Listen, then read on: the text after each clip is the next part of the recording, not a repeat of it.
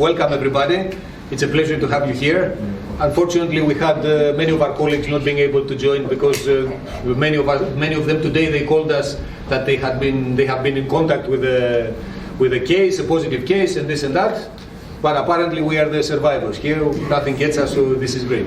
So, welcome again. Thank you for coming. Today, I'm really happy that we have a quite special speaker, mainly because when I saw him again today, we remembered so many moments that we are coming and going from Romania since I almost started coming here in 2011. But Dimitris says he will tell you he has been here since the 90s. So I think he's more Romanian than Greek. And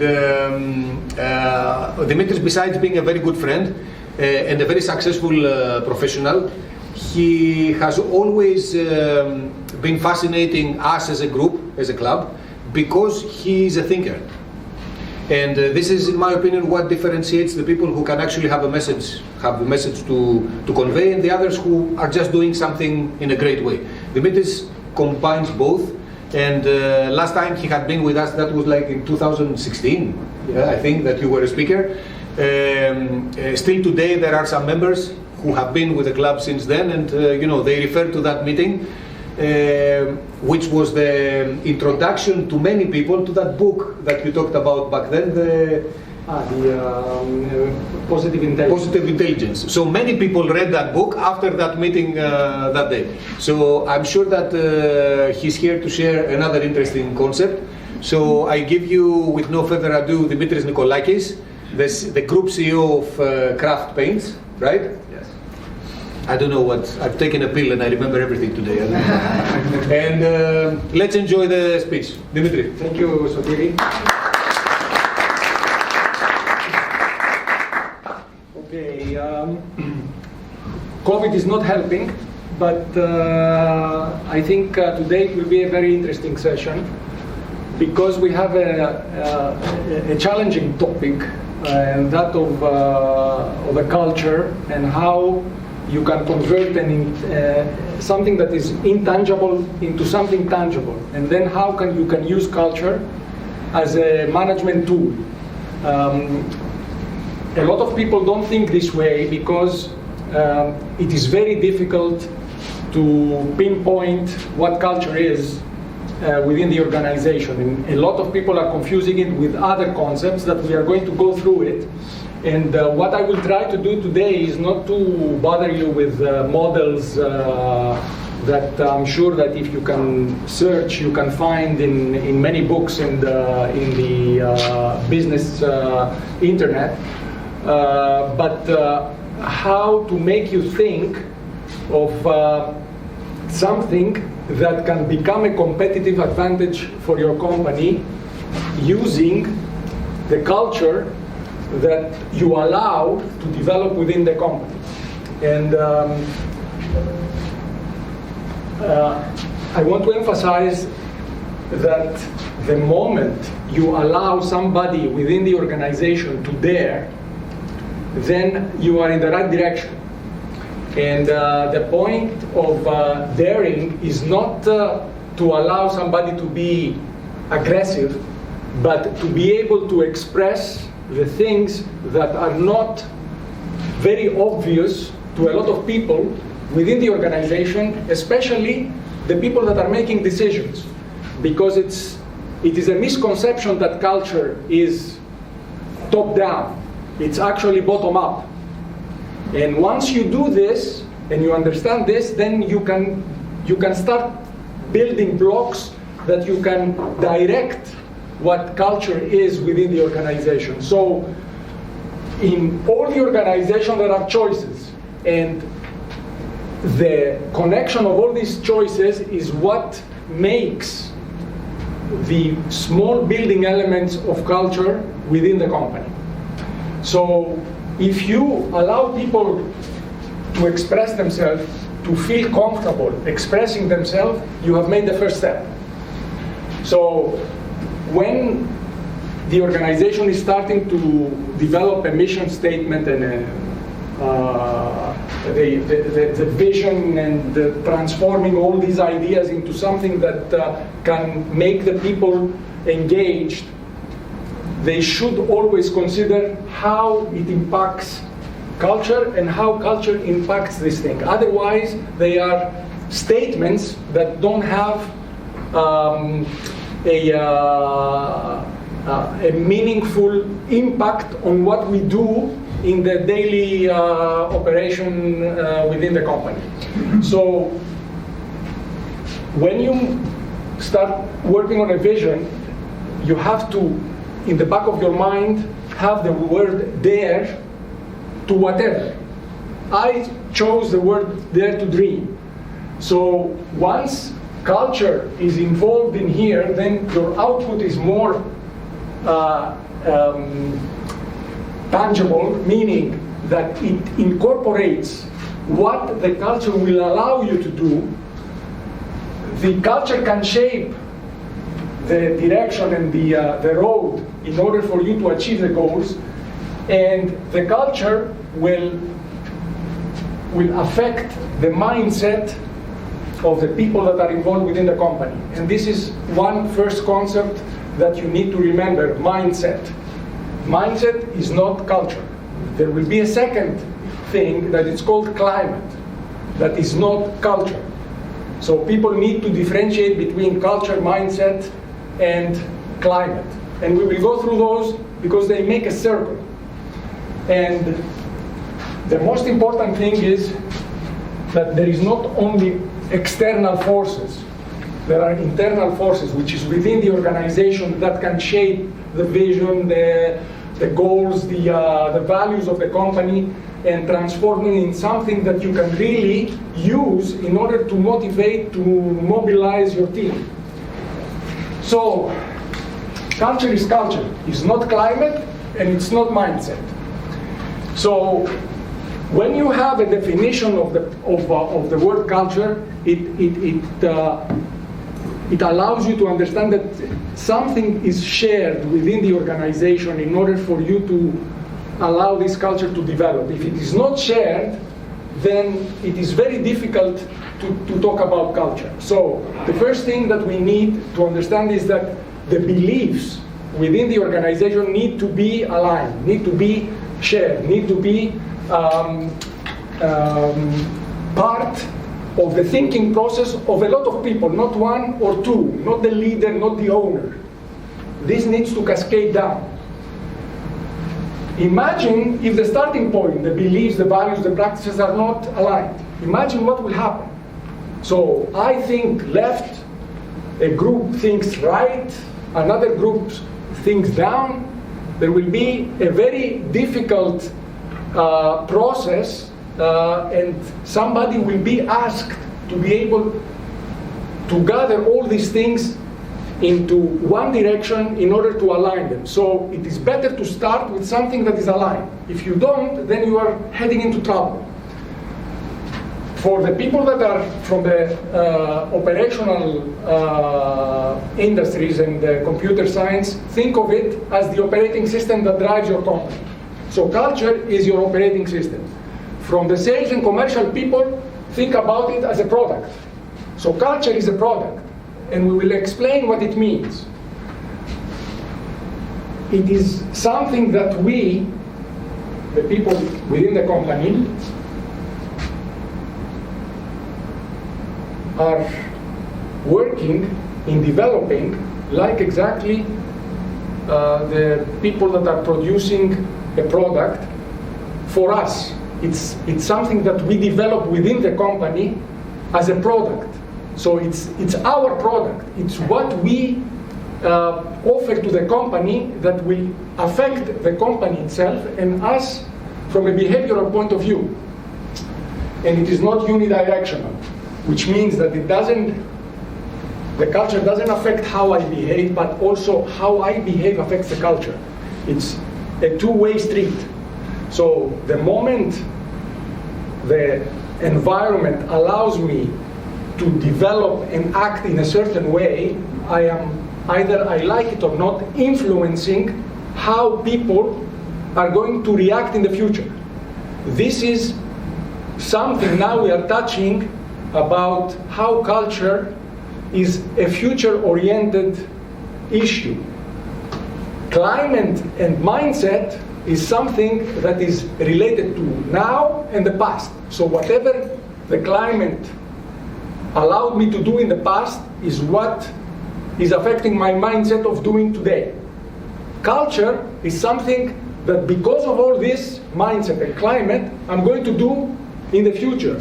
So if I really want to make some changes, I need to think about the other two first, not culture. We'll see this. So culture will define and shape you first, and then the company you are part of because of how you behave. This is a very important statement. How you behave, it enforces the culture. And how you will behave, it solidifies.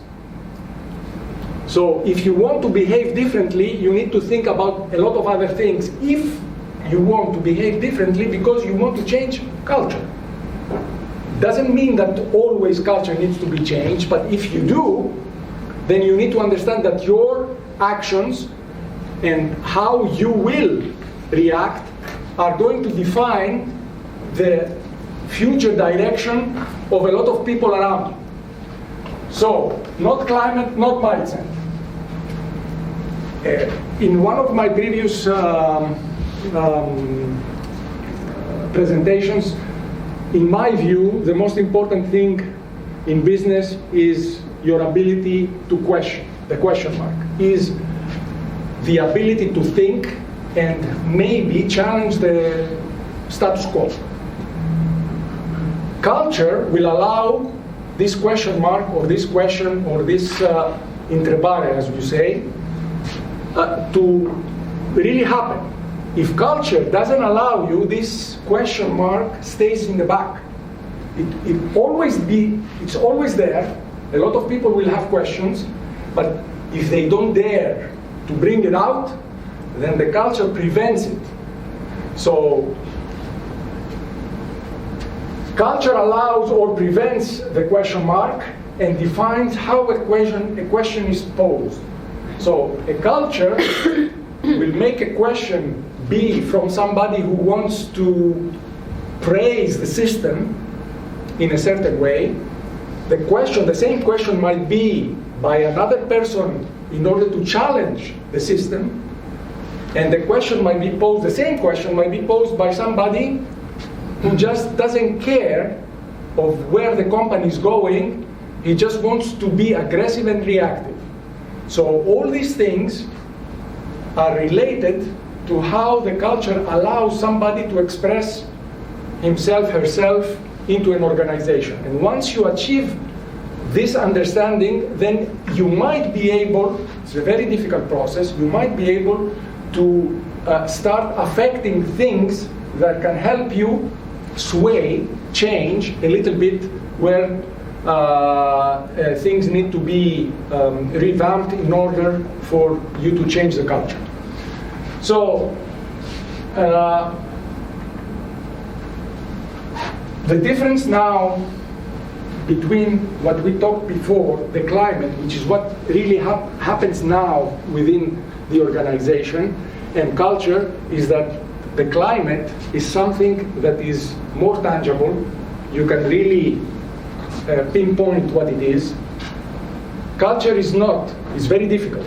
It's a little bit intangible. It's a little bit vague. So it is difficult to change things that you cannot quantify. In climate, you might be able to. So the culture is stable, the climate is not, which means that culture is something related, as we said before, in the future, is how you will behave. The culture will allow you to do certain things in the future. Climate is how you react today.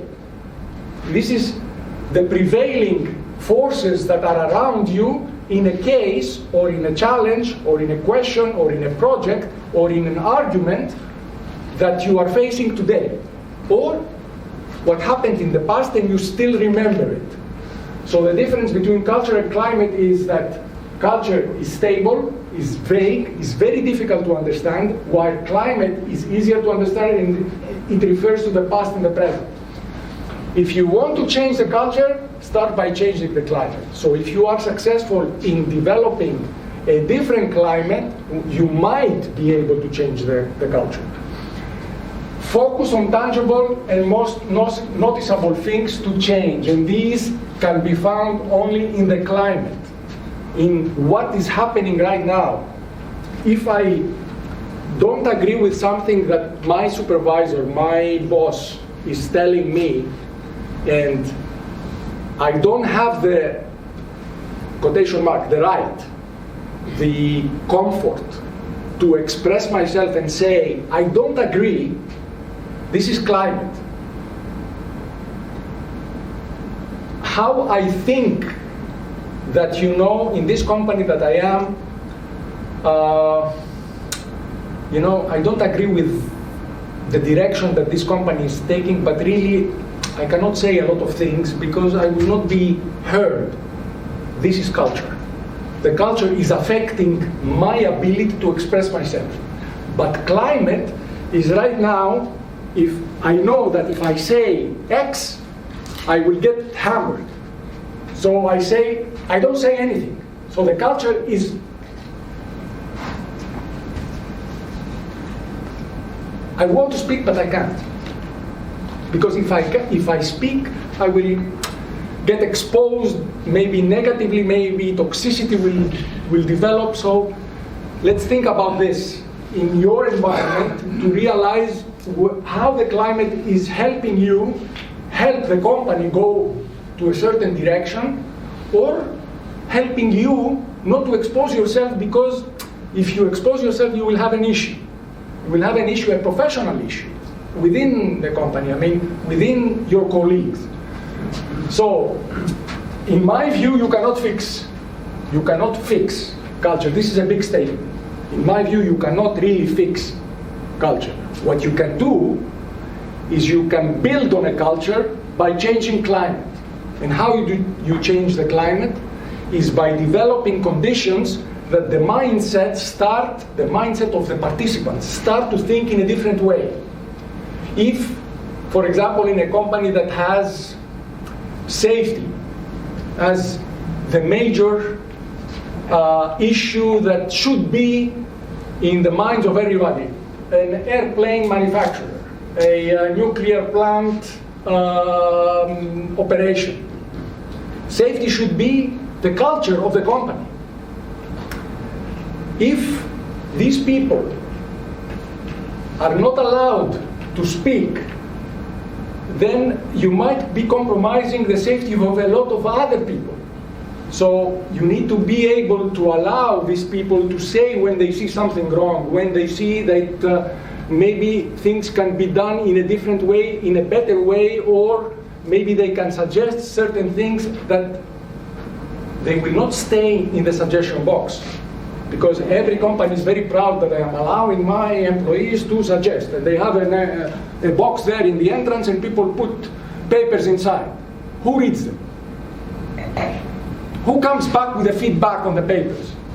I bet you that 99% of the cases, they don't even get read. Why? Because we are bugged into the day-to-day issues that are not allowing people to think forward.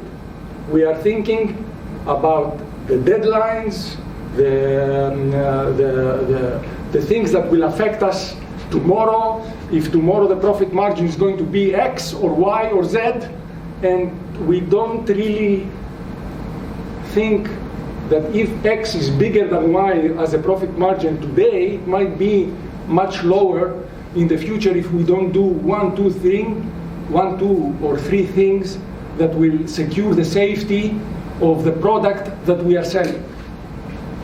So,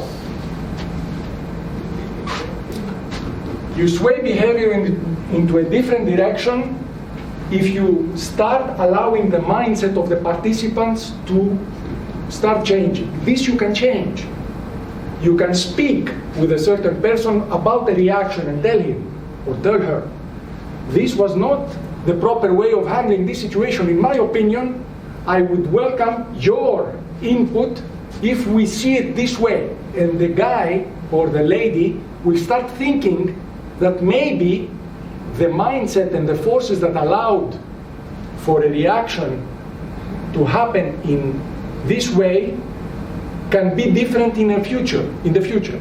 This is a mindset change. Once the mindset is changed, then you are starting affecting the climate around you, because one or two people will start thinking in a different way of reacting. So the climate will allow them, after many times of this happening, to express themselves a little bit different than before. So the climate starts to change.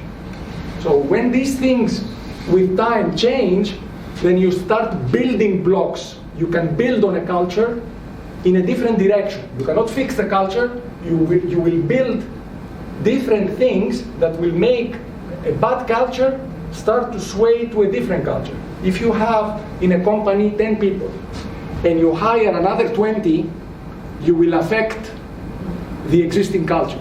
If you have 10 people and you are happy with the culture, the people are happy with what's going on, and this is an asset for the company. You bring 2 people, these 2 people will be absorbed, and probably the culture will affect them. So you need to be very careful. This doesn't go for a whole company, maybe for a department, because there will be subcultures within the department, and the function of the responsible people, I don't want to say only the leaders or the CEO, is to be able to align the subcultures within the department to feed the general culture of the company.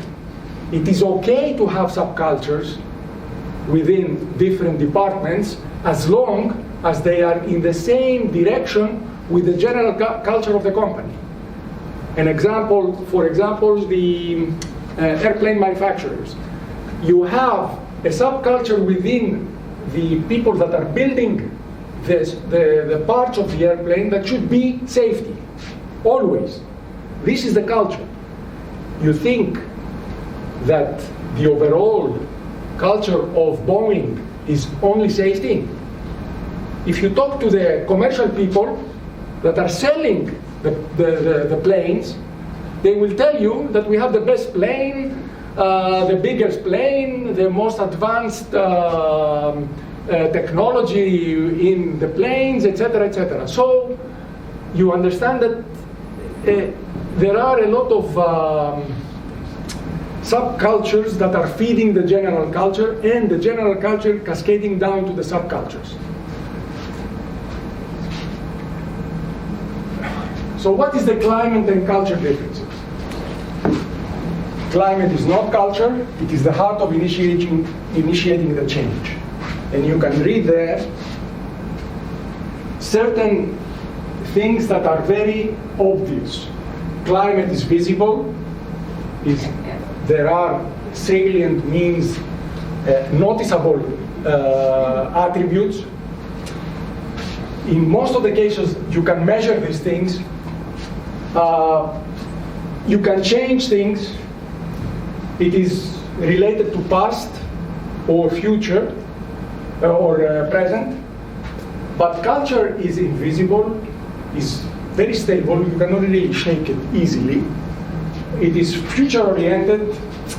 Most of the time it is unmeasurable.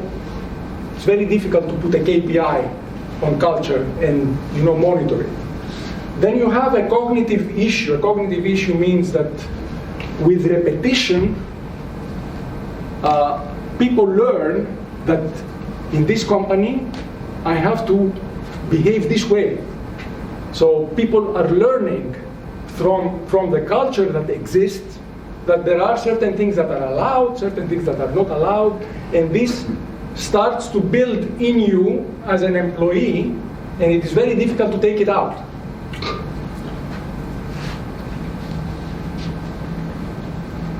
So, regarding the origins of change, climate is the key. You change, you take action, you see the values and the beliefs, and you make them operational, meaning you make them something that you can measure, you can change, you can influence, the norms that are developing due to the behavior of the people can change because they are part of the climate that is involved now. These are the forces that are making you react the way you react now. And once you do this, then you can start thinking about changing things because you are changing the climate, and with repetition of the new, in quotation mark, climate, then you can change the culture. What is it for me to what is it for us? And us is employees, customers, everybody that is involved in what drives a company. It's not me as an individual unit. I am part of something that is bigger than me, and my behavior affects this thing, but also the organization affects how I behave. And this is a balance and a struggle between the individuals that are making the human capital of a company. The world is changing. All of you have read about the big resignation in the States, how COVID impacted how people think, reevaluation of certain values in the professional life, etc. What employees want evolves. Do we follow or influence this trend? So are we following this trend, or are we influencing how this trend is developing? The old word says, I work to make a living. The new word says, well, I want to make a difference. I follow explicit directions. I try to chart the world, to chart the direction, to chart the course, to make my own path. I juggle work and life. There is a fusion between the two in the new generation, in the new things that are developing. I commute to work. I connect from everywhere I want. I value benefits and perks. I remember in the my first interview in my first job in the States, they told me, this is your salary and these are your benefits. I really didn't understand what the hell they were talking about. I had to, go back and ask politely some friends, what the hell are benefits? Health insurance, stock options. I didn't know anything about these things. But at that time, 1986, were important. Now, people want to work with amazing people, want to work with mentors, want to see how they can be influenced by them. So this is a different mindset. You have to take this into account. You have a different beast with you, working with you, or if you want it dramatically, against you. So employers are looking at the external brand. We, part of the organization as employees, are developing something that is called internal brands, and sometimes, or most of the times, to be honest, is completely neglected by the employers. So if you take care of your human capital, they will take care of your customers, which is basically what we were saying, the customer is the king. Well, if you have people unhappy within the organization, the culture is not helping them, I don't know how many of your customers will be happy, because of the way of interaction with your own people. So, think about how HR can be used in order for you to develop a culture that helps you. Culture is to recruiting as product is to marketing. Why? Great product, easier marketing, more customers. You can talk about a great product with a lot of ways. You can put on the leaflet to develop a lot of attributes, and you get more customers. If you have a good culture within the organization, you can have an easier recruiting process. You can get better people, you can get leaders in their own levels, and they can develop a greater product and that will facilitate the marketing, the commercial approach, and you get more customers. So this is all interconnected. We talked about subcultures in the past, and you have to really be very careful where the input is coming. This is the input of a consultant. Goes to an aircraft manufacturer and says, the controlling factor of the employee's beliefs when it comes to safety is the overall company culture. So the consultant is saying that, because you are producing something that affects the lives of a lot of people and maybe in a lethal way if you are not very careful, then the safety is the overall culture. But is it true? If you see the same statement from a person that comes from the accounting department of Boeing or Airbus, it's going to be the same. Or the commercial department is going to be the same. Yes, at some point in time they will say that I have a safe product. Of course, if it's not safe, it's not going to be there. But the overall culture doesn't always go from the individual subcultures to the company or the opposite. So you have to be very careful when you have different departments and the subcultures that are developing within the departments and how they affect the overall culture of the company.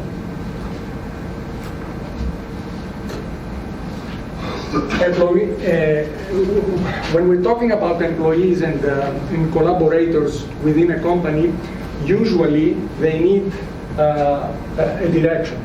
If you start micromanaging, which in many cases it's necessary, don't take me wrong, but if this is the norm, then you are affecting climate. Because if you tell them always how to get there, then basically what you're doing is you are creating the forces that make them not think. Because you have it ready for them, you tell them. You will take this thing and you will put it here. Don't do this. If you do this, it's wrong. Make it like this. Okay. 1, 2, 3, 4, 10 times, they stop thinking. They are expecting this micromanagement, the micro direction. So when it comes to culture, think about micromanagement versus management. Management means empowerment, means certain things that are very important for the conceptual framework of how culture is developing in the minds of people in order for you to be able to help doing certain things in the right direction for the culture of the company that you're working for or your own company if it is your company. People are constructive in general. The people that are constructive have high qualities and they have a high acceptance level. Means acceptance level meaning they are open to different things. They are open to different ways of doing things. They are not rigid. If they are driven, this is driven by satisfaction. Basically, people that they like what they're doing, they are most of the time constructive. If people are defensive or passive, it's because they have a security issue. And this can lead into low acceptance level and low qualities of the people because they are preoccupied. They are not bad people. They are preoccupied by the insecurity. So once this happens, you have an issue that you have to deal with in relation to culture. Some people might be defensive, like here, but they are aggressive. And these are task-oriented. I want to be number one, I want to achieve my goals, I don't care if I kill the person next to me, or the competitor, or whatever. This have mixed qualities and acceptance levels, because most of the time they are opinionated. So this is the conceptual framework that is affecting how culture is developing. And you need to really, as a leader, identify where you are or where your organization is. So the direction, the direction of the culture depends on how the leader identifies where we belong. There are, according to Cameron and Quinn from the University of Michigan, who did a lot of research on culture and organizational culture, they say that the simplest thing is to, put the cultures into 4 big frames. The word adhocracy is ad hoc, that everybody knows what it is. Beating bureaucracy. This is why you have the crazy at the end. Beating bureaucracy. These are the startups. These are the crazy people that are starting from nothing, and they have a very fluid hierarchy. They have a very fast reaction to changes. So they create a dynamic culture within the organization they are part of. Then you have the clan culture, which is most of the times companies that are family oriented. They are very horizontal. They value the people that are within the company. You have the hierarchy culture, the big multinationals, with controls. Everybody knows where they fall. Everybody knows who reports to whom. Everybody knows who reports to them. So it's very structured. And then you have the market culture, which is a very competitive environment in which everything is related to results. You don't get the results, you are in trouble. Maybe you can get away once, but the second time, I don't think you get away. So we as a leader, what do we have to do? We have to identify all these things. Stability, how important is within the company the stability of the people? If it is important, then we have to work on these things to make sure that order, safety, authority, and results are there. If the people within the organization want flexibility, then you have to allow for purpose and caring and learning and enjoyment to flourish. And we will see how. But it's important to identify where we are. We have independent forces, interdependency, we have issues of stability, we have issues of flexibility. So we need to find where we are there, where we fall, and how these things affect the culture of the company. So, as we said, adhocracy, the decisions are made organically within the company. The focus is on getting the job done, and they adapt very quickly to changes. Those are the startups. Innovation is the king of the game, so you cannot really fall behind and start theorizing for 2 years or 3 years until you make a decision. The clan, the employees are valued at all levels, and the environment is very supportive. And these are smaller companies, maybe family-oriented. The hierarchy, as we said, is that everybody knows where they are. There is a very clear tree. I report to this person, they report to me. This is what happens. This is how I do things. Everything is defined. The flexibility is a little bit constrained. So if you define flexibility as something that is needed, you cannot enforce hierarchy. Once you enforce hierarchy, flexibility is gone.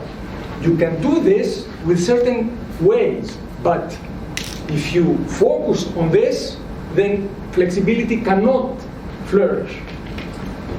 For market, culture, margins, competition, the last sentence is something that bothers me, but this is the reality. I mean, the results are much more important than anybody within the organization. And this is a short-term view, because if you don't have satisfied people, the results will not come long-term. Maybe they will come 1, 2 years, quarters. But long-term, the people that want satisfaction will not stay. There are a lot of models. I'm not going to go through them. These are just some names that you can look. I have a little bit worked with Robert Cook as a model that is more comfortable for me. This doesn't mean that the others are not very clever ways of modeling how organizational culture can be. But because I feel more comfortable with Robert Cook, who is, by the way, from the University of Illinois, and then he left from there, he made his own company about strategy and how leadership is affected by culture and organizational culture, I will touch upon this model. What Robert Cook says is that you have a constructive culture, and this is a culture that allows individuals to express themselves, to have their ideas put on the table, to exchange these ideas. The encouragement in the discussions are such that people feel comfortable putting on the table a lot of things, and the encouragement, the affiliative feeling, it allows for conflict to be at a second level, not on the first level. There will always be conflicts, but it is not something that develops because of the interaction. And this is a constructive culture. From the constructive culture, you can understand that 2 minds are better than 1, 3 minds may be better than 2. If there are too many minds, then you don't have really an effectiveness, but it allows people to express themselves. This is a culture that helps organization grow. You have a passive culture. Here, you need an approval. You need to feel that, if I say something, it's okay to say it. This is the first trick. It's okay to say it. Okay, but if I don't agree, should I say it or not? Is it okay or not? So the approval is very important. It starts to become a climate developing force. It's very conventional. There are regulations. You follow them. If you don't agree, you have to canai. It's very dependent. And people with time start to avoid expressing themselves. The aggressive culture, you have people that are aggressive, in certain cases opinionated. They don't hear about what the others have to say. They believe that their own way is the best way to do things. In many cases it might be, but the way they express this to the others is aggressive, is not the proper way.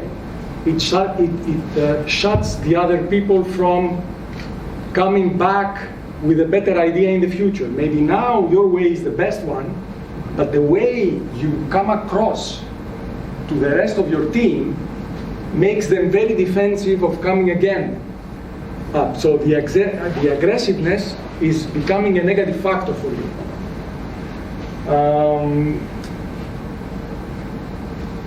A lot of people that are here in this culture are very smart people. Don't take me wrong, this is not always bad. But you have people that their egos is above sometimes the good for the company, the good for the team. And once you do this, then eventually they are minimizing their potential mistakes, but because they are smart, they pick up that, I did a mistake, but they don't admit it. They do it themselves, and this sometimes is on the expense of the other people within the team. Let's start with the lower table. Culture, climate. This is the ideal. This is what we think we have. We have values, but in reality we have norms in culture. We think that we should be doing certain things. The culture tells us, in theory, we should be doing certain things. In reality, we are expected to do these things this way. Opinions are important and should be considered. So this is the box with the ideas and things. We believe that we are expected to openly share the ideas. We believe that we should be giving ideas. Now, what is the effect from the organization? It's a different story. Now let's go to switch to the climate. The values become perceptions.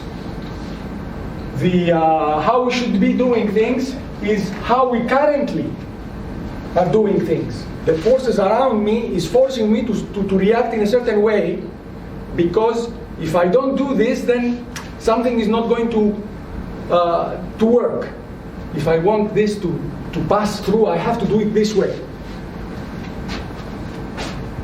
The outcomes from here, the perception become attitudes. So with time, if this continues, then it's an attitude. Then in this company, this is how we do things.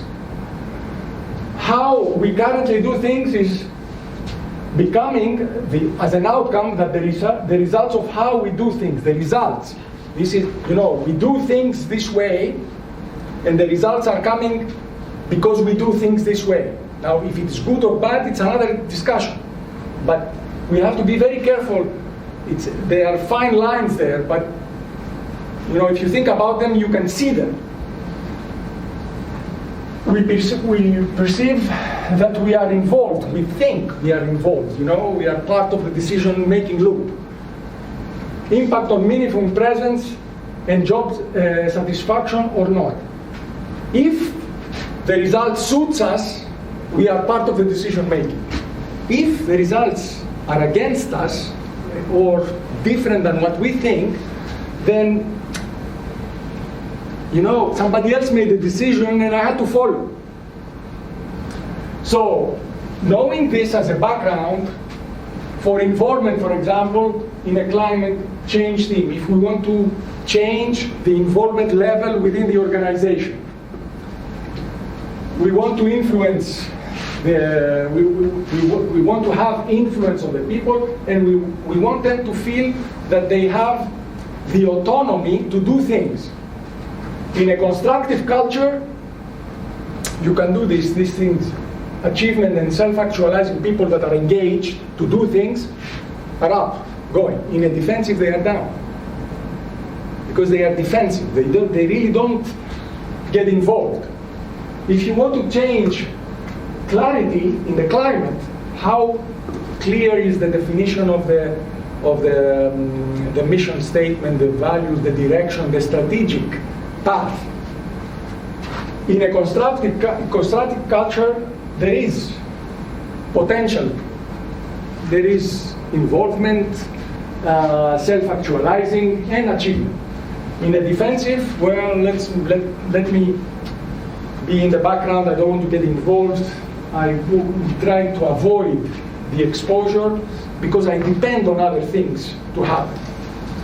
For independence, the same. You can see how a defensive versus a constructive culture is affecting the way we interact. And this all trying to change the climate.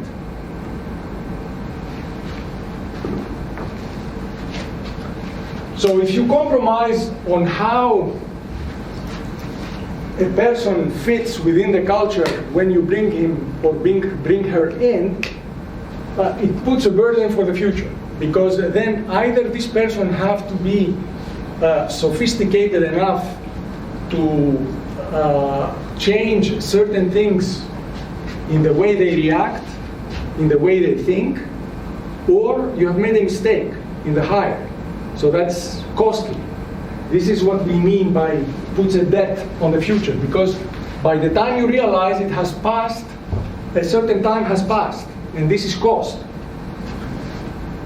Of course, if the need is acute, you need to bring somebody in, and you bring him in, or you bring her in. Then what happens? If the character is not a good fit, that means that the culture of the company for one person is not compatible, then you have a struggle. How do you incorporate this person in, or should you incorporate, or should you change certain things, because the need is acute. So there is, balances and checks. There are two ways to progress. Either gain mastery, bring the best person in the area that I need because my need is acute. Allow them to do hard work. It's a talent. It's a recognized expert. There is intense commitment. She's not coming to play. Work.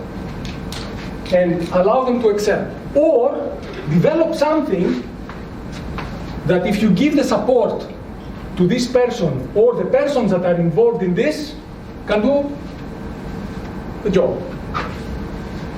So, in order for this to be achieved, you need to be transparent. Be very attentive here, because this is the essence. Transparent, and transparency allows for ownership. If you're not transparent, there will be no ownership anywhere, in any project, in any task, in any important thing for the company or the employee or the employer. So, transparency, although it's not democracy, transparency is opening up, being very frank with your own people. Somebody has to make a decision. Everybody has an opinion. Not everybody votes in the management structure, but I am transparent towards you, and you should be transparent towards me. This is a cultural impact. If this happens, then you have ownership. Ownership of projects, ownership of issues, of tasks, of important things that maybe are or are not visible to the average eye when it comes into the organization. Then you have autonomy, meaning people are engaged. I take it upon me, don't worry, I will make it happen, or I will try to make it happen with my team. Once this is happening, then you are developing trust. Trust is part of something that's going to happen in the future. You gain trust today and respect today, the impact is in the future, it's not today. Because it needs to be distilled, digested by the people, the group, the team. I can trust upper management. Or upper management, I can trust this team. So next time I have something important, let this team get involved. Because I trust them. The opposite. I trust the management. They come and tell me that we need to jump on one foot. We'll do it because I trust them. See, this is the difference. So you build safety because of the trust. You share vulnerability. I feel uncomfortable, but I am sharing. I'm transparent with you. Please help me overcome this. And I establish a purpose.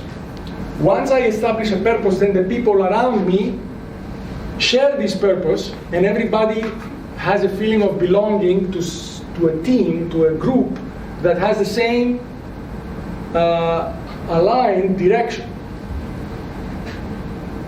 Once you achieve these things, I believe you have the building blocks for a healthy culture.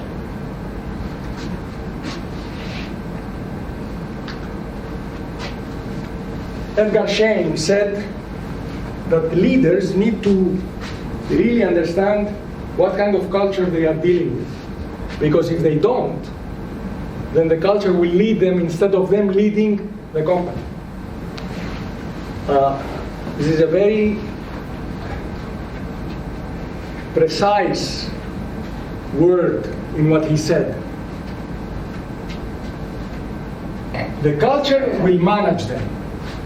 The culture will lead them. They are supposed to be leading people, but if they don't understand the culture that they deal with, and they are considered the leader, this culture will manage the leader's actions, reactions.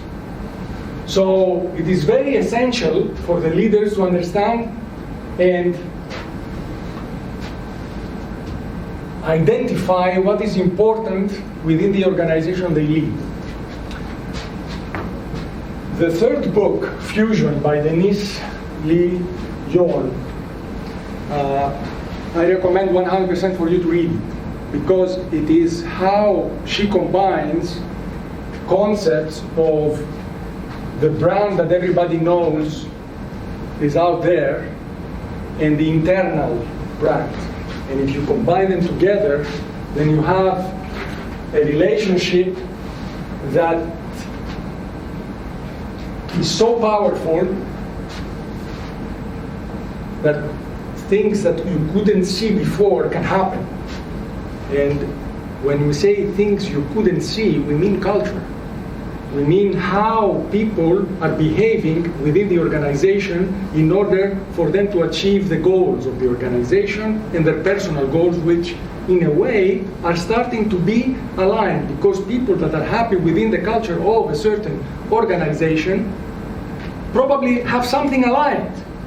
So their own goals are aligned with the goals of the organization, and they feel so comfortable that their internal brand is starting to fuse with the brand of the company. So my recommendation is to read this book called Fusion. The first book, Silent Language, is a very interesting book. It's not about organizational culture, but it's an old book about an anthropologist who went to Latin America and stayed for years with the Indian tribes without speaking the language. And he was trying to understand the culture silently, from their behavior, from how they reacted to certain things without even understanding one word of what they were saying.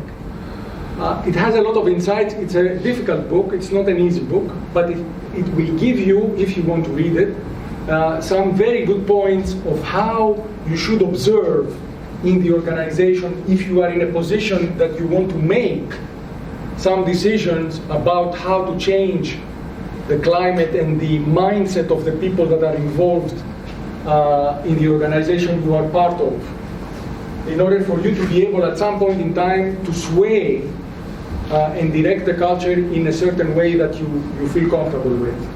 And of course, for me, Robert Cook, if you want to Google him, you will find a lot of YouTube lectures that he has given, and he's very articulate and really gives you a lot of insights of how to differentiate between certain aspects of the cultures that are prevailing in organizations, and how you distinguish between climate and mindset, and how to focus on them without, jumping and trying to focus on culture that you really cannot change immediately. Basically, you cannot fix the culture, but you can change the direction maybe and allow it to grow to something that is more healthy for the goals of the organization and the people that are making the organization. So with this, I have one take-home message, that maybe culture is the only thing that is left as a competitive advantage in today's world for the organization or for the companies to use. Why? Because everything else is so accessible, with big data, with internet, with the the plethora of information that in the past was the privilege of few and more powerful companies. Now, most of the companies can find a lot of things. Most of the companies are well trained to use financial tools to compete. Information to be able to do a lot of things. But culture is probably unique to each organization, to each set of people that are making the different organization in this corporate world. And if you are successful in managing this and making it a management tool, culture to become a management tool, product, internal brand, then maybe you will be able to use it as a competitive advantage. You can recruit better people. You can allow the ideas that your human capital has to maybe become a breakthrough result for your company that can give you the competitive edge compared to others. So HR is not somebody who's making payroll. HR is a vital part of this, and usually HR is really neglected by a lot of people, a lot of companies, neglected in quotation marks, meaning they are not allowed to do whatever they need to do in order for them to influence the climate, the mindset, the culture. So allow HR to get involved, because your competitive advantage might be in your culture, not in your product. Your product will always be good if you are there in the market, you have something good, you are selling it. But how good you sell it depends on your people. How good your people are depends on certain things that are related to culture. And you need to allow this culture to develop. And with this, thank you very much for your time. I hope I gave you some small windows to think a little bit differently about culture. It's not an easy task, believe me, and with the pressures that we have right now in all levels of the organization, from the responsibilities and the short-term and longer-term goals, it's very difficult to think this way, but please make an effort, the people who can, to read and think about these things, because maybe one day or one evening that you force yourself to see how culture can affect you and your own company might give you a breakthrough, and why not develop it into a competitive advantage. Thank you very much.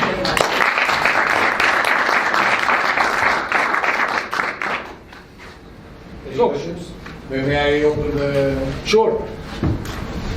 You touched on it, the question I want to ask you. In times like this, where do you find the time and the energy to... Okay. In times like this... I'm saying, sorry, I'm mentioning that. It sounds like a cliche. No, it's times when energy costs 3 times the cost. In times that you cannot, as you were discussing outside, pass the cost to your client. In times when, in a country like Romania, you cannot find it. It's more and more difficult every day. How do you manage to focus on this job? If you don't focus, have you questioned yourself where you are going to find the few people that are available?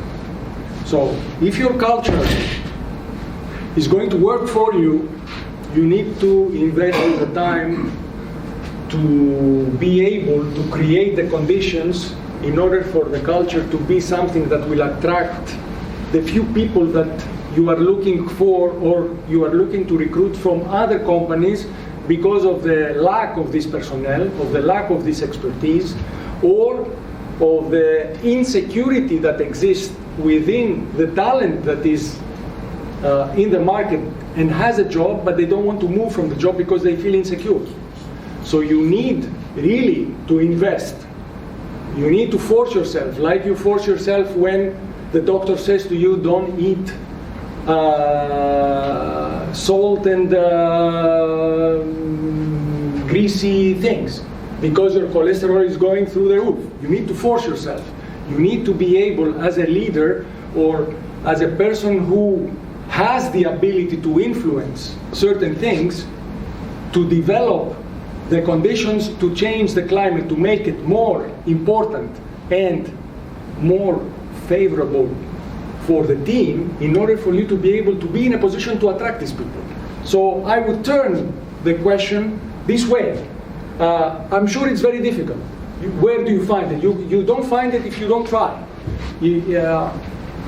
For me, it's very, very nice to go on a Saturday and have a cup of coffee watching the GNC.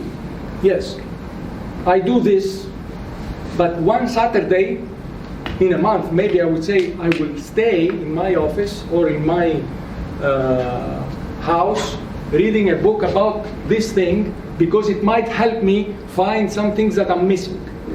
So my opinion is that these things should be exactly, should be in your priority if you are in a position to affect the culture, that we make it more easy to recruit the people that are not there in the abundance that we used to know.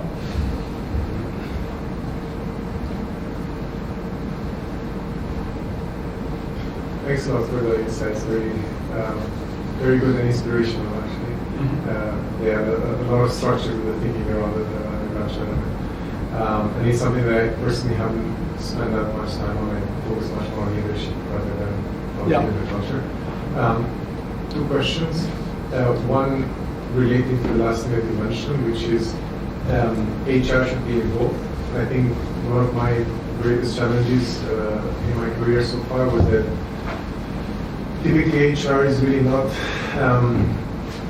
that business savvy. So they don't understand properly the business, therefore they can't understand the subcultures at the department level.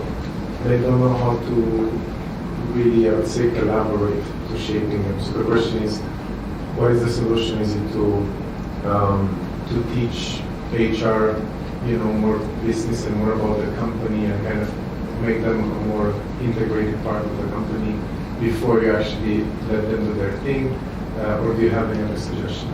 And the second question, if I may, is a bit related to the extent that the constructive culture is the way to go. What are the major trade-offs that you need to be aware of? And I'll give you a very concrete example here. Like you mentioned, transparency is not democracy. People often confuse the sharing of open information and vulnerabilities or concerns that you have, and you asking them for their opinion, with them actually having a say or being able to make a decision on your behalf, right? Which I think it can be a sign of immaturity, right, or other elements. Do you see any other solution in correcting this besides hiring really strong people from the get-go? Okay. Yeah, I got your point. I will start with the second question. My opinion is that you need to prepare your crowd before you open up transparency. If you don't prepare, then you probably are falling into this situation. And how do you prepare the crowd, meaning the teams that you operate with? By assigning certain tasks or goals that you will make them responsible for owning them from A to Z, from A to Z. Meaning that if they understand the impact of the outcome, then maybe the next step is to be able for you to share with them transparently the P&L, in order for them to understand that what we did was wrong, and this is the impact on the P&L of the month. And we had a negative outcome because of 1, 2, 3 people. Let's think how we reverse this. But before you go there, if you don't prepare them with the other type of tasks, this is the project, this is the budget of the project, and let's see how you bring it to the end, and then we will sit down together to make a cost analysis, cost-benefit analysis on this, and see how much did we lose or make out of this project that I was assigned. Maybe simple things, in order for them to start understanding the impact. Once they understand the impact, then you can share the things and be transparent with them without scaring them, because they will be scared if there is a negative. They will say, "Oh, we lost so much money. Should I stay here or should I start looking for another job?" So this thing has to do with maturity. This thing has to do with how you, as a leader, prepare your group in order for them to be ready to absorb the information you are willing and should.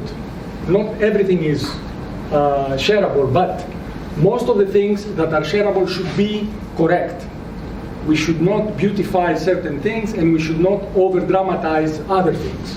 We should be transparent in order for this to allow trust to develop between the teams. Regarding the first question,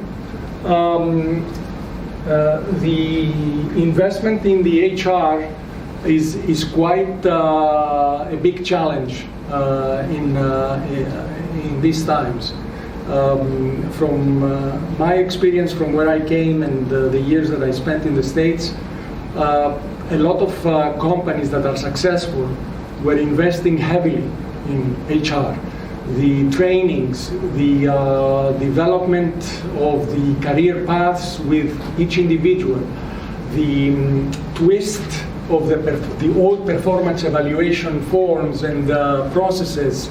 And I say twist because these have been redesigned to incorporate the input of the people into some sort of a 360 evaluation that is reflecting on the company and the supervisors and the bosses, and this creates a movement of ideas and thinking within the organization that helps HR to bring the issues that are creating breaks into the organization into things that are developing something that accelerate the people that are worth growing and help the people that were very timid into opening up and start taking this input from them. So my opinion is, yes, you get experienced people in HR, in my view, if you can afford them, and allow them to do a lot of things. If you don't get experienced people, get junior people, and then use once in a while some external consultants. There are a lot of those that can help you design 1 or 2 events per year that can help certain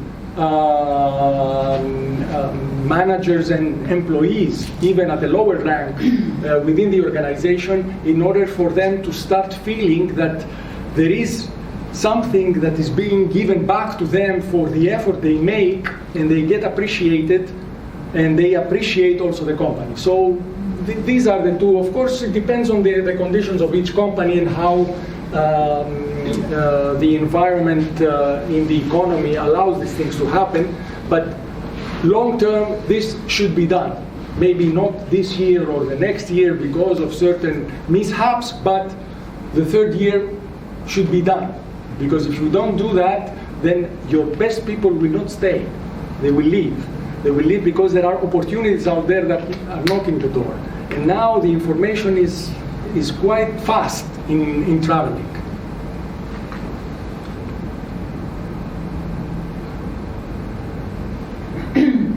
For me, what was very, very interesting was this differentiation between the climate and the culture. Because all the time, these terms usually are confused, culture and climate. And for me, the climate was more like the smell of the place. It's something that you can feel it, you can see it. Exactly. And exactly like you said in the people, the behavior. And in order to make some adjustments to the culture, you have, of course, to look at the climate and to make some changes here. So the question for me, for you is this. Are there any times which are, you have more, let's say, you can have more impact in changing the climate rather than other in the organizational life cycle?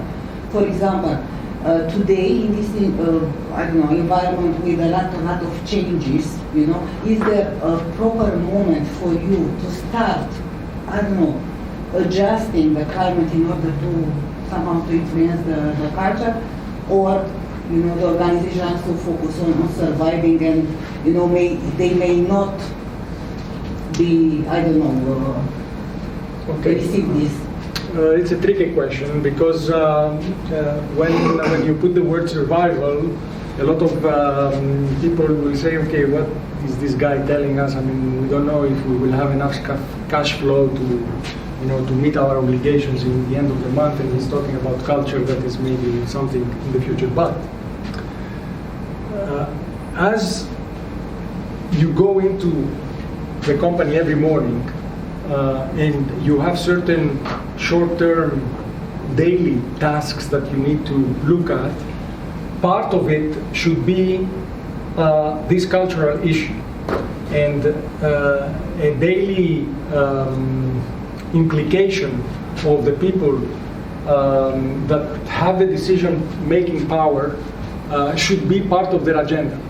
If you don't do that, then you will, in any organization, you will have conflicts. There is no way you will not have conflicts. Some of them are silent, and these are the most dangerous ones. Some of them are vocal and are affecting some other people that are listening, and they are not part of the conflict. So, in my view, the climate change, if you decide, or if your team has decided that the climate needs to change in certain areas, need to be a daily investment. There is no real proper particular moment you say, okay, after 3 weeks, on Monday morning, I will start to do this. This doesn't work this way. It's like investment in the stock market. There is no right moment to say, now I will invest, now I will stop. Usually there is a long-term approach if you want to be an investor and not a trader. If you want to be a trader, it's a different story. So when it comes to culture, you need to be an investor. You cannot be a trader. You need to invest in this idea. You need to be able to say to your people that I am investing part of my valuable time in order for me to help the organization get over certain things that are creating a break. Either they are conflicts or silent resistance or disengagement. And once you identify, you need to invest maybe slower at difficult times, maybe faster at more rosy times. But definitely it's not something that you say, I will do it in 2 years from now, or in 3 years from now, or next year. This is very easy. It's an easy solution. My opinion is that you need daily to get involved into identifying what parts of the climate need adjustment, alignment. Maybe nothing, but if they are, invest on them, even small things daily, because they are noticeable. You can identify, people can see them. In culture, it's a little bit more vague. It's more long term. People will not really get so involved, or they will not appreciate it. But culture will come if you change the climate slowly, slowly, slowly, because the behavior will change, the mindset will change, people will think differently and react differently with time. For example, I would like to leave from the office late. Is it leading by example? Do I force my people that are under me to leave after me? No. But because my way of doing business, I feel more comfortable at the end of the day to wind down and try to put together a lot of conclusions about the day, and maybe write a to-do list for the next period, the next day, etc.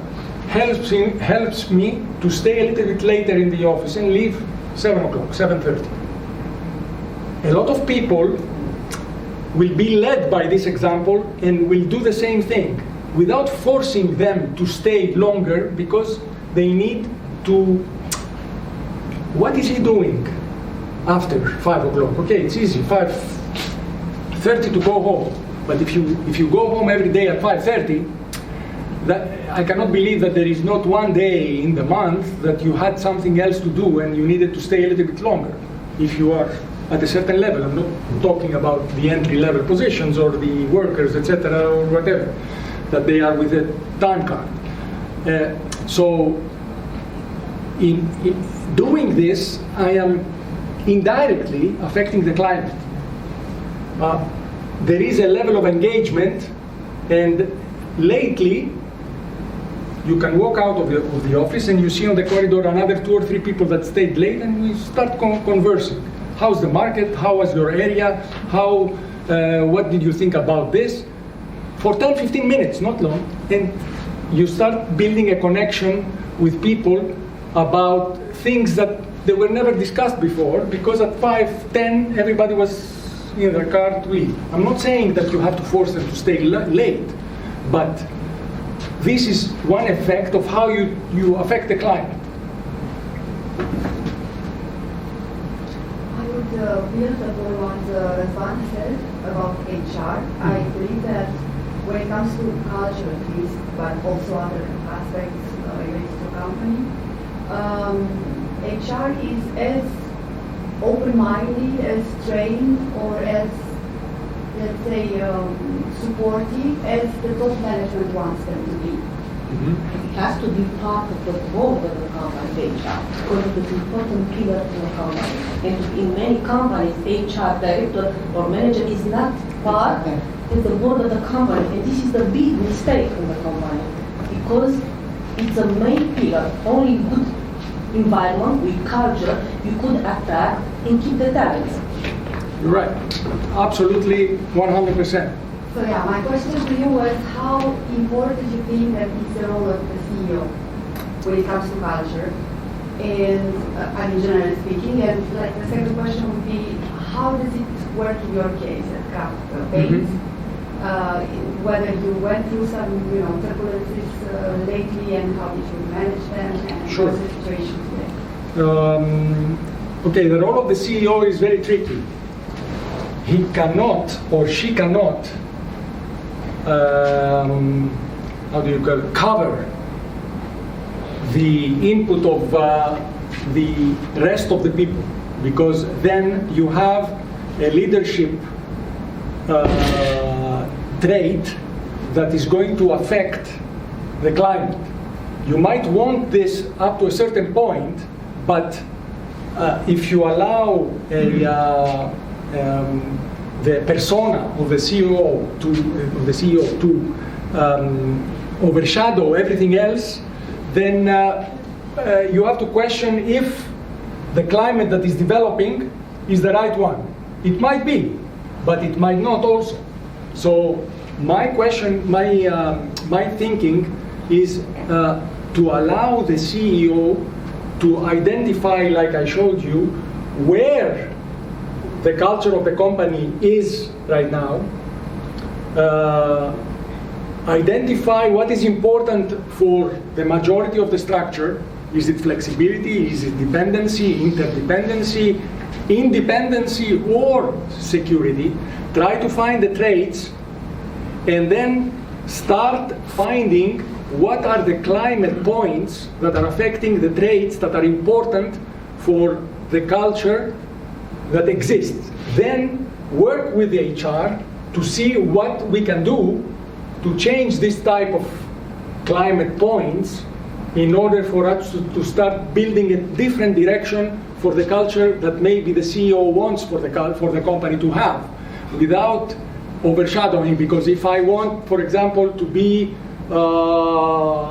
to have a competitive culture, and I force myself in and I mobilize everybody else to be competitive in the market and the targets and this and that, it might be a direction, but I have taken by storm everything that is happening, and with time the culture will return where it is, because I will not be able to be daily there, plastic elastic.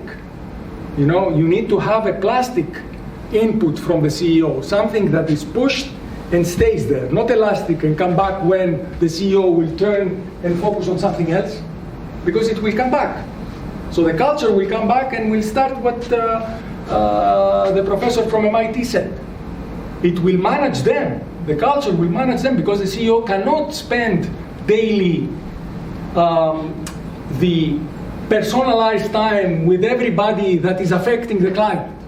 So needs to identify what it is, work with HR, see what needs to be slowly changed, so the mindset of the people that are involved starts changing. So the behavior changes, and this creates a different climate, and with a different climate, maybe it's easier to change the culture. Now with KRAFT is difficult, because there is it's a hybrid management style company that has a lot of multinational concept and aspects, but also is a family-oriented person, a single owner, his family involved. So there is a balance between structure, modern management techniques, and intuition, visionary, coming from a group managing director that has his personal input on how we do things. And it's challenging for the executives to be able to balance the two, especially the ones that have been trained in a more structured way. Because if they insist on doing things in a structured way how they are trained, then they lose the flexibility of the personalized input from an owner, a clan type of culture. On the other hand, you cannot, at the size of this company of 70 million euro, to rely on unstructured way of management.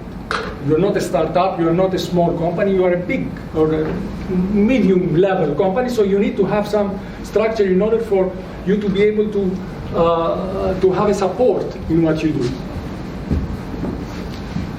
I have a business case situation, I can say. First of all, thank you very much for all the insights that you offered to us. I appreciate them a lot. For example, I work for a company where we had a constructive culture. Mm-hmm. So, starting the recruitment process, it was done in a very well done, in a very good way. Starting from the values of the company, so we have to do something in this case. And besides this, you participate in an assessment center. For example, from my department, if a high weight of my time would be in connection with other people from 3 departments, they were part of this assessment center in order to see if it was a compatibility between the personalities, and also if we have the same values of the company. So the recruitment process was done in a very professional way. We had the business plan developed for 10 years. It was for the first time in a company when we worked on this for the 10 years. With the vision, with mission, with values, and everything very well structured. We invested a lot in people. Every month we had, for example, 2 or 3 courses. Time management for developing the soft and hard skills. The performance system was in a professional way done, the KPIs, smart KPIs, everything. We have this 360 degrees evaluation, as you mentioned earlier. So everything was, I could say, by the book, done in the company. But with all of this, in 1.5 years, 90% of board members left the company.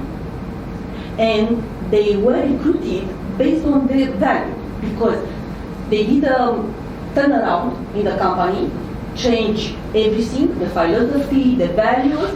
They hire these people, as I was part of this, based on these values. But in a very 1 year and a half, 2 years, let's say, the board members took the decision to go in another companies. What could be the explanation behind? Because not only one, and we were in the harmony, let's say, because we discussed last time about the harmonize. We have the same values, we have the expertise, and we have the technical knowledge to advise the other colleagues during our discussion. But also we left the company. What could be the explanation? The explanation is very simple. I'm very curious. Yes, welcome to the corporate world. When people, especially on the board level, are hired or they are part of the board in order to do a transformation and a changeover, usually they have this mandate. They are good in this. They are very good in transforming a company from whatever the status was in the past to whatever status was the mandate to allow this company to go there. Once they have done the mandate, in quotation marks, they have done their job. So now they need a different beast in the board to take the transformed element, which is the organization, to another level. Might be more commercial oriented, might be more operational oriented, that the people that made the transformation do not have not the expertise, but they are not interested in getting into the day-to-day. To go to the next level, the company needs maybe a different type of a board direction. I don't know the details to be able to... But we took the decision to leave the company. Yes. Even I could speak every day with very nice words about this company. I felt extraordinary and I learned a lot from this company. But we took the decision to leave the company. But not only one. But if you took the decision, you should know why you took the decision. Yes, for me, but all the other ones, in 1 year and a half, in a very short period of time. Well, I mean, this is a very difficult question to ask because I don't know the details, but what I can think of, I told you, maybe the mandate was to transform the company, they did the transformation, so now it is the next step for somebody else to take the company somewhere else. If it is not the case, then maybe you should ask yourself if something went really wrong, that a lot of people from the board decided that this doesn't represent their effort anymore and it's time for them to move, or because they don't agree in the new direction that was posed by something else. I really don't know the details to be able to, this is too specific. Thank you. There's one more question, if I have a chance. It's on something a bit more specific, which is the topic of building a high-performing culture. I think it's super sexy right now, high bar, overachievers, whatever. It's an interesting debate whether on a performance management level we should be super specific with the KPIs. There's this view of KPIs and OKRs and whatnot. Even though, to be totally frank, I don't really see the use of OKRs on top of KPIs. I'm not sure what your opinion is. If you'd like to comment, super happy. Yeah, okay. But many companies generally have targets, clear KPIs targets, and they assess the people's performance based on these KPIs, and they tie decisions on salary changes and or promotions to these KPIs. What's your view on this? Would you advocate for that? Is that what you're doing? I think the performance evaluation process is changing, and it's changing very fast. As I told you before, the culture is starting to affect how we see the benefits and perks compared to what is important for the new employees. And something that was before very nice to say, well, you have a fixed salary and a bonus based on performance, or you have a success-based revenue or a profit-sharing scheme to the employees. A certain percentage of the profits of the company will be distributed to all the employees depending on their levels, is starting to fade right now.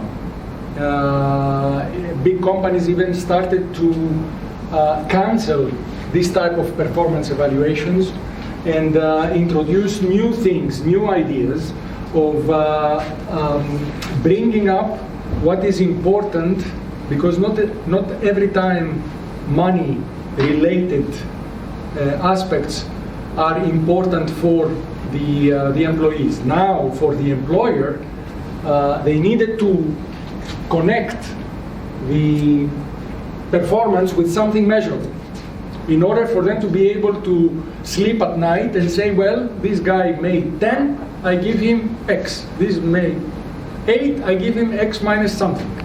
So this is an easy way for the employer. For the employee now, this variable part is starting to fade. And the employer has to start rethinking about the importance of what is offering, he is offering, or the organization is offering to the employee. And this is if you focus on the upside. If you focus on the downside, it starts to press maybe in the wrong way the safety button, right? Because if you don't hit your targets, then you start thinking, okay, maybe I'm going to be laid off, or maybe I'm going to be demoted, or I'm going to be assigned to a different role, right? Okay, there is a critical line in which if your employee that is tied to a certain performance level misses this once, twice, then it's your obligation to help this person achieve it. If after your help misses again another 2 or 3 times, then you start maybe warning that, okay, I made my effort, but I see you still need a lot of improvement. Please improve or try to change things in order for you to be able to perform. And if he fails the 5th time, then you have to make a decision. This is not fit for the organization or for the goals of the organization, and this is not a bad thing. This is part of the positive thing of accountability, although it is seen as a negative part. It's a positive thing for accountability for the employee, because by forcing him to leave this spot, you are opening a potential position for him somewhere else that he will look for that might be better for this person, rather than keep him or keep her in a position that is not good for the employee, that will underperform because he has proven the track despite your effort to help, to improve, to give him some hints of how to do things differently. It's very important also the KPIs to be set it horizontally and vertically, and to be at the company level, for example, weight for this. Function level, and cross functions is very important, and individual, because you will have cross function, you will be helped by the other one, and also vertically to have some KPIs with your superior. In this way, the whole company will be aligned, and everyone will go in the same direction. It's very important to be set like this and to be very smart. KPIs first or values first? In my personal opinion, is values first. If you, in my opinion, if you put values as a second priority towards the KPIs will never come, because it's short-term view. In my view, maybe there will be a different view from a lot of other people that are more results-oriented. I am results-oriented, but I cannot put the results ahead of my values, because then I am betraying what I believe, and betraying it means that I will not perform at my peak, because I will feel uncomfortable doing things that may be against my values. I think a very nice system is to link it both, because yes, results are very important, but how do you achieve the result are equally important. So that's why if you link it, the what and the how, then you can have it very good. And also horizontally and vertically. Efficiency and efficacy. That's what you mean. Efficiency and efficacy. Yeah, to be like this. Yeah. In And order to build for the long term. And it's not very complicated. It shouldn't be very complicated. No. But the how, it sends a message. And this message influences the climate and after that the culture. Yeah. Well, I think we talk a lot about climate right now, especially in the last part of the discussions. And I think that, in my opinion, as a bit of context, that I belong to a company that we don't have HR, but we have 45 offices around Romania and other 3 offices abroad. And we're doing well. Actually, we're doing very well regarding the culture and results and everything else. But I think if you try to climb and get a very, very good climate, and then to try to switch and use the climate in order to have a good culture, it's not good. I mean, it's my experience. So if you want to, if you know what's the real culture that you need in order to have the desirable results, be ready to shake the climate, because it's impossible, in my opinion, to go straight from a good climate to a good culture. And that's, I was doing that in like 4 years ago, so I switch and go down a bit on climate. So everybody was like, what is happening here? So I empowered the people and the action desirable that I knew that it's valuable and that people believe in that what they're doing in order to But that's get changing everything else. This is changing the climate. Just a little bit. Yes, but changing the climate. Yeah, but it's healthy. Because It's changing the climate. It doesn't change this. So you are focusing against the climate. If the climate is good, the culture will be good. Yeah, I can change the climate overnight. I can double the salary, I can give them vehicles, cars, and so on. But this climate, it is valuable? But its culture? No. No. But we can reach there to have a good and excellent climate if you have a good culture. If you have if you're poor in culture but excellent in climate, You cannot have poor culture and excellent climate. You cannot. it's just for If this you exercise. can, if you can, I urge you to write a book. It will be a bestseller. Yeah, it's a bit exaggerated for the exercise, not for. Okay. I don't think there is a way that you have an excellent climate and the culture is bad. They don't connect. They are interconnected. Yeah. If you have a good. Because I was exaggerating. Right? Okay. No book. No book. No. But experience. Yeah. He started by saying that he belongs to a company. So I guess that this says already a lot about the company. No, what I'm saying is that it's what he said is basically what we were saying, that he was influenced. If you change the climate, even if you bring it down, like he said, you're changing the climate. Now, if you have a very good climate and you have a bad culture, something is missing there. I really need to be helped there. I don't know how you can have a good climate and a bad culture. Probably it might be a different culture than what the management wants. This is the different story. But that doesn't mean that you have a bad culture.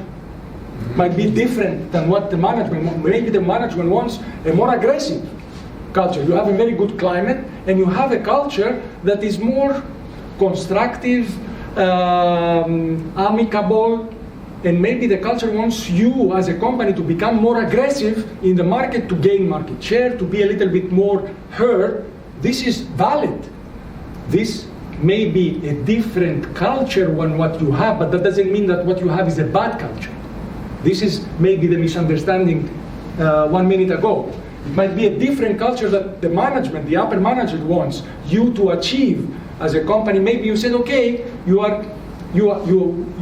are doing well, but maybe we need to change and become a little bit more X from what we are. That doesn't mean that what we are is bad. It's a little bit different because we have a different target now, and let's see if we can change how we behave in the future. We have more maybe aggressive people within the organization to become a little bit more market-driven compared to becoming less passive. We are happy with what we have with good results, but we are passive, and maybe if we stay there too long, the market will overcome us. So maybe we need to change a little bit how we approach things in the future, the targets, the mentality of the people within the company. This is a different culture, but that doesn't mean that whatever we had in the past is bad. This is maybe the small things. But believe me, I'm not the expert on culture. I'm sharing you my insights, and maybe you have things that can help me also understand how.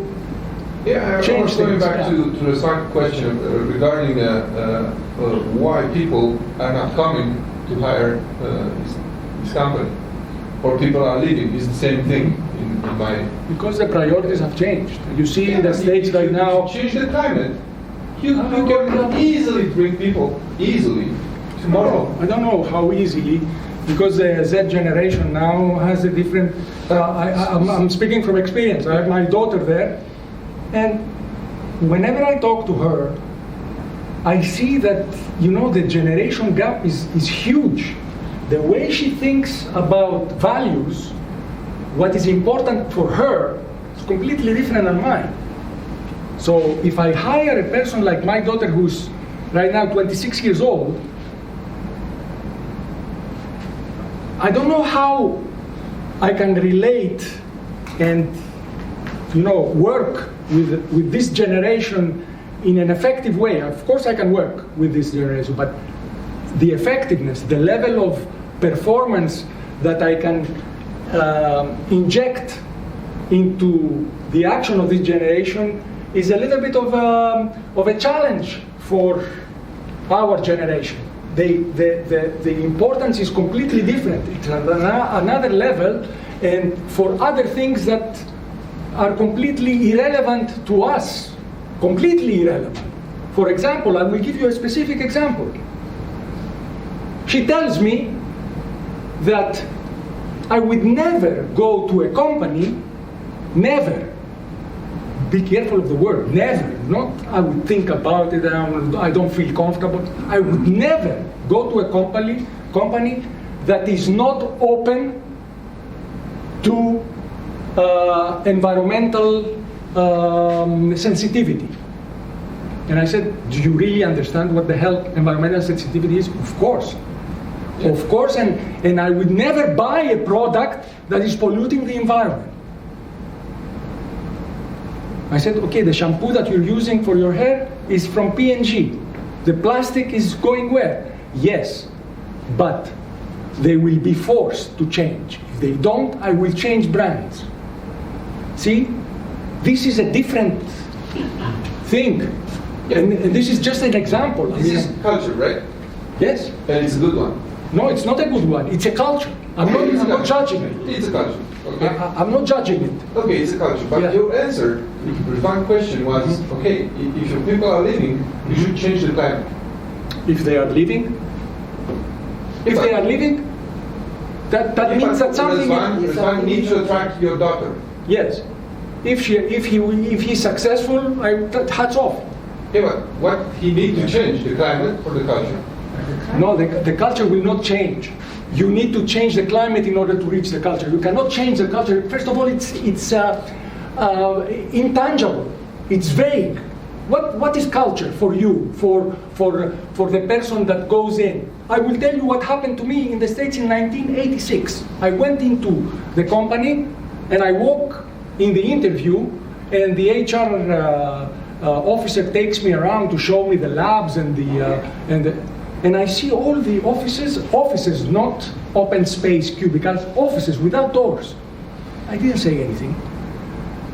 When I finished and I went escorted to to the reception to leave, I saw in the reception on the left, it was Christmas time, the Christmas tree on top of maybe 20 doors, one on top of the other like this. Doors, like this. And they had like a platforma of doors, and on top it was the Christmas tree. And he turns around and tells me, we don't have an open door policy. We have a no door policy. This was 1986. This is culture. This means indirectly, I didn't understand anything then. What the hell is this guy saying to me? But now I understand. He was telling me what we said before, that there is so much trust. You don't need to close the door and have a discussion that nobody hears. We are open, transparent, and we have a no door policy. Not open door policy, of course. You might disagree. A lot of people will disagree. I say, I want to fire a person. Where do I fire him without all the company? Your problem. But in this company, we have a no door policy.